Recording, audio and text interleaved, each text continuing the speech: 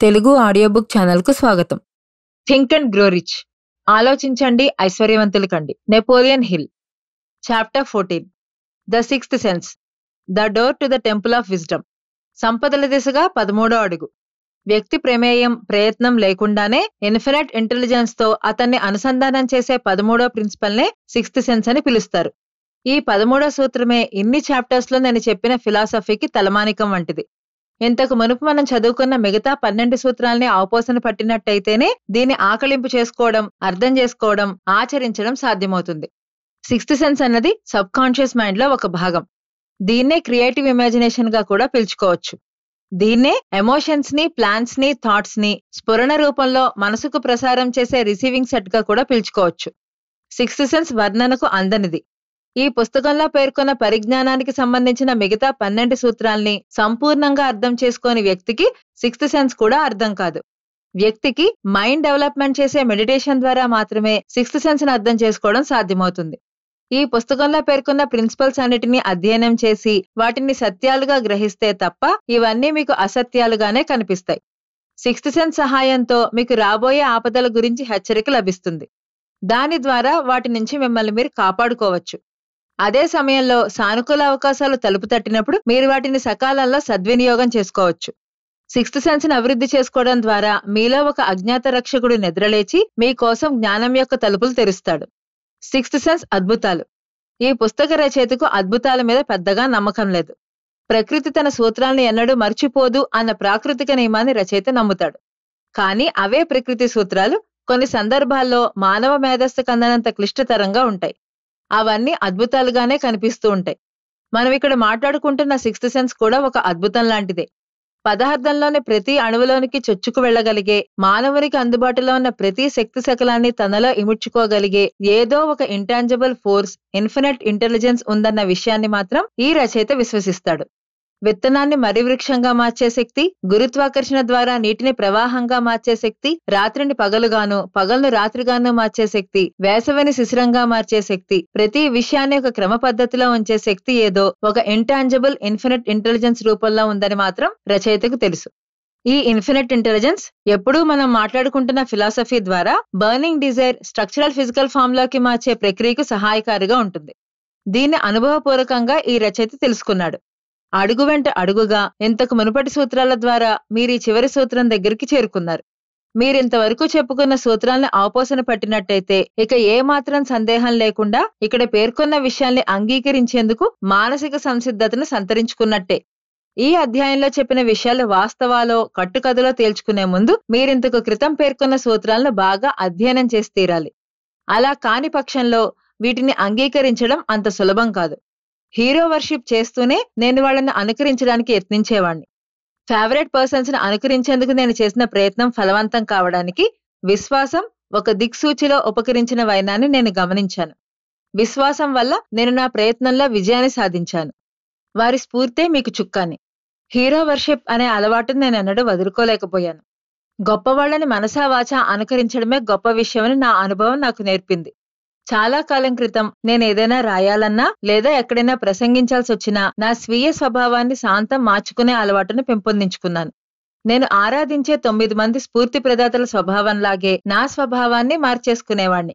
ఈ 9 మంది ఎవరంటే ఎమర్సన్, పైనే, Edison, Darwin, Lincoln, Burbank, Napoleon, Ford మరియు కార్నెగీ. చాలా సంవత్సరాలుగా ప్రతి రాత్రి నేను ఇన్విజిబుల్ కౌన్సిలర్స్ తో సమావేశమైనట్టు ఊహించుకునేవాణ్ణి. ఈ దిశగా నేను అనుసరించే ప్రక్రియ ఇలా ఉంటుంది. రాత్రి నిద్రకు ఉపక్రమించే ముందు కళ్ళు మూసుకుని నా బల్ల చుట్టూ వాళ్ళందరూ కూర్చుని ఉండగా నేను వాళ్లతో మాట్లాడుతున్నట్టు ఊహించుకుంటాను. ఇక్కడ ఒక విచిత్రం ఏంటంటే ఇలా ఊహించుకున్నప్పుడు నాకు వాళ్లతో కలిసి మాట్లాడే అవకాశం మాత్రమే కాదు, ఆ సమావేశానికి అధ్యక్షత వహించే అవకాశం కూడా లభించేది. ఈ రాత్రివేళ సమావేశాలకు నేనొక నిర్దిష్ట లక్ష్యాన్ని ఏర్పరిచేవాణ్ణి. నా ఊహల్లోంచి కనిపించే ఈ సలహాదారుల విభిన్న వ్యక్తిత్వాల సమ్మేళనానికి ప్రాతినిధ్యం వహించే క్రమంలో నేను నా స్వీయ స్వభావాన్ని పునర్నిర్మించుకునేవాణ్ణి. నాకు జన్మతహా వచ్చిన నిరక్షరాస్యత, మూఢనమ్మకాల్ని వదిలించుకోవడానికి ఇది ఎంతగానో సహాయపడుతుందన్న విషయం అర్థమైంది. అందుకే పైన చెప్పిన ప్రక్రియకు నన్ను నేను సదా పునరంకితం చేసుకుంటూ ఉన్నాను. ఆటో సజెషన్ ద్వారా సమగ్రత. Building character through auto suggestion. తనపై ఆధిపత్యం చెలాయించే ఆలోచనలు, కోరికల ద్వారానే మనిషి వ్యక్తిత్వం ఒక నిర్దిష్ట రూపం తీసుకుంటుందన్న విషయం నాకు తెలుసు. బర్నింగ్ డిజైర్ వాస్తవ రూపం దాల్చే క్రమంలో బాహ్య వ్యక్తీకరణ కోసం ప్రయత్నించేలా అది వ్యక్తిపై ప్రభావం చూపుతుంది. వ్యక్తిత్వాన్ని రూపొందించడంలో ఆటో సజెషన్ శక్తివంతమైన పాత్రని పోషిస్తుంది. నిజానికి వ్యక్తిత్వ నిర్మాణానికి దోహదపడే ఏకైక సూత్రం కూడా అదేనని చెప్పొచ్చు. మనోధర్మానికి సంబంధించిన సూత్రాల తాలూకు పరిజ్ఞానాన్ని కలిగి ఉండడం అన్నది నా వ్యక్తిత్వాన్ని పునర్నిర్మించుకోవడానికి నన్ను సన్నద్ధుని చేసింది. ఈ ఊహాజనితమైన సలహాదారుల సమావేశాల్లో నాకు అవసరమైన పరిజ్ఞానాన్ని సంపాదించుకునే ప్రయత్నంలో భాగంగా ప్రతి ఒక్క సభ్యుడితో నేనిలా మౌఖికంగా సంభాషిస్తాను. మిస్టర్ ఎమర్సన్, మీ జీవితాన్ని ప్రభావితం చేసిన ప్రకృతిపరమైన అవగాహనను మీ నుంచి నేను తెలుసుకోవాలనుకుంటున్నాను. ఈ దిశగా ప్రకృతి నియమాల మీద అవగాహన పెంచిన మీ ప్రత్యేకతలన్నీ నా సబ్ కాన్షియస్ మైండ్ మీద ప్రభావం చూపేలా నన్ను అనుగ్రహించండి. మిస్టర్ బర్బాంక్, ప్రకృతి సూత్రాన్ని సమన్వయపరిచి ముళ్లజముడు తన ముళ్లనన్నిటినీ రాల్చేసుకుని మధురతరమైన ఆహార పదార్థంలా మారిపోయేలా చేసిన మీ అపార జ్ఞాన సంపదను నాకు కూడా ప్రసాదించండి. గడ్డిపరక మొలవని బేళ్లల్లో కూడా పచ్చదనాన్ని నింపిన మీ పరిజ్ఞానాన్ని నాకు కూడా ప్రసాదించండి. మిస్టర్ నెపోలియన్, ఇంప్లిమెంటేషన్ దిశగా వ్యక్తుల్ని ప్రభావితం చేసి వాళ్లల్లో పట్టుదలని రగిలించే మీ సామర్థ్యాన్ని నాకు ఇవ్వండి. నేను మిమ్మల్ని అనుకరిస్తాను. ఓటమిని గెలుపుగా మార్చి అడ్డంకుల్ని అధిగమించే విశ్వాసాన్ని పరిరక్షించుకునే శక్తిని కూడా నాకు వరంగా ఇవ్వండి. మిస్టర్ పైనే, మీలాగా నమ్మిన ఆశయాల్ని నిర్భయంగా వెల్లడించే భావప్రకటన స్వేచ్ఛ, ధైర్యాల్ని నాకు ప్రసాదించండి. మిస్టర్ డార్విన్, ఎలాంటి పక్షపాతము లేకుండా ప్రకృతికి సంబంధించిన విషయాల్ని పరిశోధించడంలో మీరు కనబరిచిన అనంతమైన ఓర్పు, కార్యకారణ సంబంధాల్ని అధ్యయనం చేసే వివేచనను నాకు కూడా ప్రసాదించండి. మిస్టర్ లింకన్, న్యాయాన్యాయ విచక్షణ, సహనం, హాస్య చతురత, మనుషుల్ని అర్థం చేసుకోవడం, శాంతి వంటి సద్గుణాలకు మీరు పెట్టింది పేరు. మీ సద్గుణాలన్నిటినీ నాకు కూడా ప్రసాదించండి. మిస్టర్ కార్నెగీ, ఒక ఇండస్ట్రియల్ కింగ్డమ్ ని స్థాపించడంలో మీరు ప్రసాదించిన ఆర్గనైజ్డ్ ఎఫర్ట్ ప్రిన్సిపల్ ని నేను మీ నుంచి నేర్చుకోవాలనుకుంటున్నాను. వాటిని నాకు నేర్పండి. మిస్టర్ ఫోర్డ్, మీ నుంచి సంకల్పబలం, హుందాతనం, ఆత్మవిశ్వాసం వంటి సద్గుణాల్ని నేను అభ్యసించాలనుకుంటున్నాను. పేదరికాన్ని జయించడం, వ్యవస్థీకృత సమిష్టితత్వంతో సాధారణ మానవ ప్రయత్నాన్ని అజేయం చేసిన మీ ప్రతిభను నాకు కూడా ప్రసాదించండి. ఇతరులను మీ బాటలో నడిపించడానికి మీరు నాకు సహకరించండి. మిస్టర్ ఎడిసన్, అనేకానేక ప్రాకృతిక రహస్యాల్ని వెలికి తేవడంలో గొప్ప పాత్రని పోషించిన మీ విశ్వాసం, ఓటమిని సహించే ఓర్పును నాకు ప్రసాదించండి. అద్భుతమైన ఊహాశక్తి. నేను ఏ క్షణంలో ఎవరితో సమావేశం అవ్వాలని కోరుకుంటానో, ఎప్పుడు ఎలాంటి సమాచారం నాకు అవసరమవుతుందో దాన్ని బట్టి, నేను సమావేశమయ్యే వ్యక్తి స్వభావాన్ని బట్టి నా ఊహాజనిత సమావేశాల శైలి మారిపోతూ ఉంటుంది. నేను ఎంతో శ్రద్ధగా వారి జీవితాలను అధ్యయనం చేస్తాను. కొన్ని నెలల పర్యంతం నేను జరిపే ఈ రాత్రి సమావేశాల ఫలితం ఎంత ఆశ్చర్యకరంగా ఉంటుందంటే, ఆయా వ్యక్తులు కొంతకాలానికి నా ఎదుట నిజంగానే సాక్షాత్కరిస్తారు. ఈ 9 మందిలో ప్రతి ఒక్కరూ ఎవరికి వారే విలక్షణమైన స్వభావాన్ని ప్రదర్శిస్తారు. ఉదాహరణకు, లింకన్ కెప్పుడు సమావేశానికి ఆలస్యంగా రావడం అలవాటైంది. అలా వచ్చిన తర్వాత ఆయన కాసేపు ఒంటరిగా పచార్లు చేస్తారు కూడా. ఆయన ముఖం ఎప్పుడూ గంభీరంగానే ఉంటుంది. ఆయన చాలా అరుదుగానే నవ్వుతారు. ఇతరుల విషయంలో ఇది భిన్నంగా ఉంటుంది. బర్బాంక్, పైనే ఎప్పుడూ వ్యంగ్యాస్త్రాల్ని విసురుతూ ఉంటారు. ఈ వ్యంగ్యం ఒక్కోసారి సమావేశంలోని ఇతరుల సభ్యుల్ని విస్మయానికి గురిచేస్తూ ఉంటుంది. ఒకసారి బర్బాంక్ ఆలస్యంగా సమావేశానికి వచ్చారు. వచ్చి రాగానే ఆయన చాలా ఉద్వేగంగా తానొక ప్రయోగాన్ని చేశానని, ఈ ప్రయోగం ఫలితంగా తాను ఏ చెట్టుకైనా యాపిల్ పండ్లని కాయించగలనని అన్నారు. వెంటనే పైనే, స్త్రీ పురుషుల మధ్య అన్ని సమస్యలకు మూల కారణం యాపిల్ కదా అన్నారు. ఈ మాటతో డార్విన్ పగలబడి నవ్వుతూ, అయితే ఇక పైన యాపిల్స్ కోసం అడవికి వెళ్ళినప్పుడు చిన్న చిన్న పాముల కోసం వెతకాలి అన్నారు. ఎందుకంటే ఆ చిన్న చిన్న పాములే మహాసర్పాలుగా మారతాయి కదా అని వివరించారు. దీంతో ఎమర్సన్, సర్పాలు లేవు, యాపిల్స్ లేవు అని చెప్పగా, నెపోలియన్ దాన్ని అందిపుచ్చుకుంటూ, యాపిల్స్ లేవు, రాజ్యమూ లేదు అన్నారు. ఈ సమావేశాలు ఎంత వాస్తవికంగా మారాయంటే వాటి పరిణామాల్ని తలుచుకుని నేను భయపడ్డాను.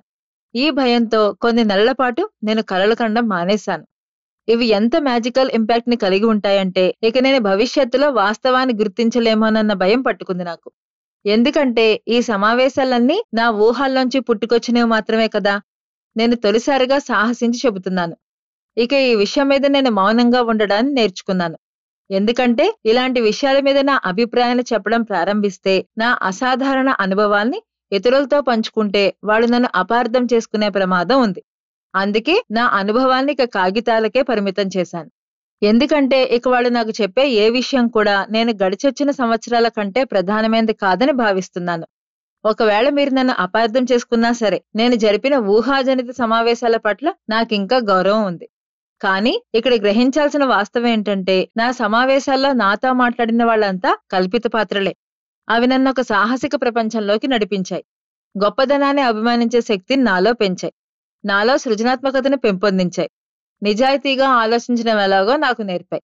మోటివేషన్స్ కు సోర్సెస్ ని సంపాదించడం. మెదడులోని కణజాల నిర్మాణంలో ఎక్కడో ఒక చోట ఇలాంటి హఠాత్ స్ఫురణల్ని స్వీకరించే ఒక ప్రత్యేక అవయవం ఉంటుంది. సిక్స్త్ సెన్స్ అనే ఈ ప్రత్యేక అవయవం మెదడులో ఎక్కడుందో శాస్త్రవేత్తలు ఇంకా కనిపెట్టలేదు. అన్నిటికన్నా ముఖ్యమైన సత్యం ఏంటంటే, మనుషులు భౌతిక ఇంద్రియాలతో నిమిత్తం లేకుండానే జ్ఞానాన్ని స్వీకరించగలరు. మెదడు అసాధారణ స్థాయిలో చురుగ్గా ఉన్నప్పుడే ఆ జ్ఞానాన్ని స్వీకరిస్తుంది. ఉద్వేగాల్ని రెచ్చగొట్టే అత్యవసరం, గుండెను సాధారణ స్థాయి కంటే ఎక్కువసార్లు కొట్టుకునేలా చేసే అత్యవసరం సిక్స్త్ సెన్స్ ని కార్యోన్ముఖం చేస్తుంది. వాహనాన్ని నడుపుతున్నప్పుడు ప్రమాదానికి లోనైన వారికి సిక్స్త్ సెన్స్ ఆపత్ సమయంలో ఎలా ఆదుకుంటుందో తెలుస్తుంది. క్షణంలో 1000వ వంతు సమయంలో ప్రమాదాన్ని నివారించడంలో అది ఎంత సహాయకారిగా ఉంటుందో తెలుస్తుంది. ఊహాజనిత, అదృశ్య సలహాదారుల మండల్లో నేను జరిపిన సమావేశాల్లో ఈ నిజాన్ని గురించిన ప్రస్తావన వస్తూ ఉండేది. సిక్స్త్ సెన్స్ ద్వారా వచ్చే భావనల్ని, ఆలోచనల్ని, జ్ఞానాన్ని స్వీకరించేలా నా మెదడును సదా సంసిద్ధంగా ఉంచేవాణ్ణి. నా జీవితం ప్రమాదంలో పడిన సందర్భంలో నేను ఎన్నోసార్లు నా ఇమాజినరీ కౌన్సిలర్స్ ప్రభావంతో ఆ ప్రమాదాల నుంచి తప్పించుకునేవాణ్ణి. ఇలా ఊహాజనిత వ్యక్తులతో సమావేశం అవడం ద్వారా నేను కోరుకున్న స్వభావాన్ని నాకు సంతరింపజేసేలా నేను నా sub conscious mind auto suggestion ద్వారా నమ్మించేవాణ్ణి. ఇటీవల కాలంలో నా ప్రయోగాలు కొత్త పుంతలు తొక్కాయి.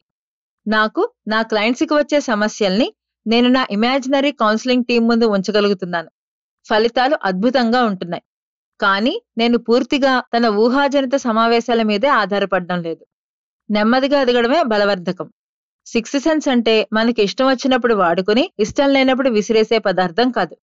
ఈ పుస్తకంలో పేర్కొన్న ఇతర సూత్రాల ద్వారా దీన్ని వాడుకునే శక్తి నెమ్మది మీదనే పట్టుబడుతుంది. మీరు ఎవరైనా సరే ఈ పుస్తకాన్ని చదవడం ద్వారా మీరు ఆశించే ప్రయోజనం ఏదైనా సరే, ఈ అధ్యాయంలో పేర్కొన్న సూత్రాన్ని పాటించకుండా మీరేమీ సాధించలేరు. మీరు ఆశించేది డబ్బు లేదా మరేదైనా భౌతిక వాంఛే అయితే ఈ సూత్రం ఖచ్చితంగా వర్తిస్తుంది. జీవితంలో కోరినదాన్ని సాధించేలా వ్యక్తులకు మార్గదర్శకత్వం వహించే తత్వసారాన్ని ఇవ్వడం కోసమే ఈ పుస్తకం ఉద్దేశితమైంది.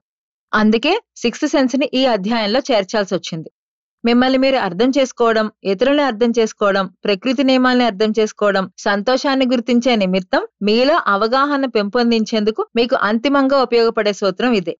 సిక్స్త్ సెన్స్ సూత్రాన్ని అర్థం చేసుకోవడం మీదే ఈ అవగాహన తాలూకు పూర్ణత్వం ఆధారపడి ఉంది. ఈ చాప్టర్ ని చదువుతున్నంతసేపు మానసికంగా మీరు అత్యున్నత స్థాయి ఉద్వేగానికి లోనైన సంగతిని గమనించే ఉంటారు. అద్భుతం. మళ్ళీ 4 రోజుల తర్వాత ఇదే చాప్టర్ ని చదవండి. అప్పుడు కూడా మీ మనసు ఇలాంటి అనుభూతినే పొందుతుంది. ప్రతిసారి ఇలాగే మళ్ళీ మళ్ళీ ఈ చాప్టర్ నే చదువుతూ ఉండండి. చదువుతున్నప్పుడే ఏం నేర్చుకుంటున్నాం, ఎంత నేర్చుకుంటున్నాం అనే విషయానికి ప్రాధాన్యం ఇవ్వకుండా ఈ అనుభూతిని గమనించండి. ఇప్పుడు మీలో నిరుత్సాహాన్ని, భయాన్ని, మందకొడితనాన్ని పారద్రోలే శక్తేదో ఇనుమడించినట్టు మీరే తెలుసుకుంటారు. మీలో ఇమాజినేషన్ పురివిప్పుతుంది. ఆ అపరిచిత విషయం తాలూకు స్పర్శను మీరు అనుభూతి చెందుతారు. ప్రతి గొప్ప మేధావి, నాయకుడు, కళాకారుడు, సంగీతకారుడు, రచయిత తదితర విజేతలందరూ అనుభూతి చెందే స్పర్శే ఇది. ఇప్పుడు మీరు మీ బర్నింగ్ డిజైర్ ని భౌతిక, ఆర్థిక రూపంలోకి ప్రవర్తింపజేసే స్థితిలో ఉంటారు. ఈ దిశగా ఎదురయ్యే తొలి వ్యతిరేకలన్నిటినీ మీరు సునాయాసంగా తోసిరాజన్నగలరు. మా ఛానల్ కనుక మీకు నచ్చినట్లయితే లైక్ చేయండి, షేర్ చేయండి, సబ్స్క్రైబ్ చేయండి.